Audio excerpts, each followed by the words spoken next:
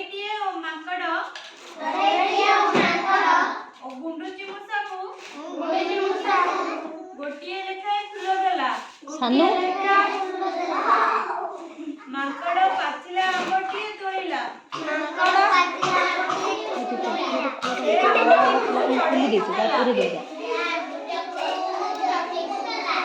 ଗୁଣ୍ଡୁଚି ମୂଷା ବି ଆମ୍ବଟିଏ ତୋଳି ଚଢ଼େଇକୁ ଦେଲା।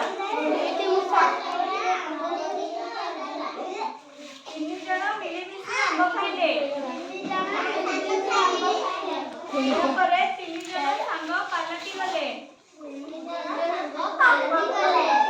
ସେମାନେ ମନ ଖୁସିରେ ଖେଳିବାକୁ ଲାଗିଲେ। ଗପରୁ କ'ଣ ଜାଣିଲ?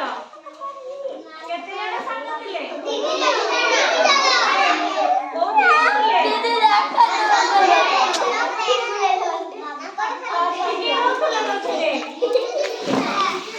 ତାପରେ କିଏ ଆସିଲା? ତାପରେ କିଏ?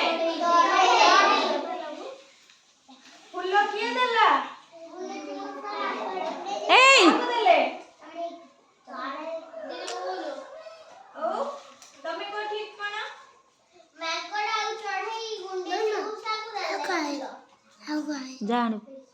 ମାଙ୍କଡ଼ ଆଉ ଗୁଣ୍ଡୁଚି ମୂଷା ଚଢ଼େଇକି ଫୁଲ ଦେଲେ। ଆଇକୁ ମାଗିବୁ। ଚଢ଼େଇ ଦେଲା ଫୁଲ। ଚଢ଼େଇ ମାଙ୍କଡ଼ ଆଉ ଗୁଣ୍ଡୁଚି ମୂଷାକୁ ଫୁଲ ଦେଲା।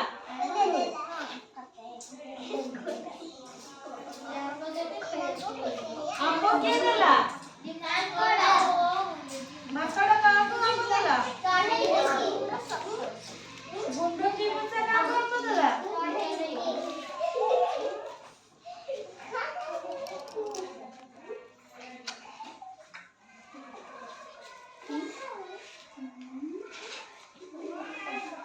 ଏଥିରେ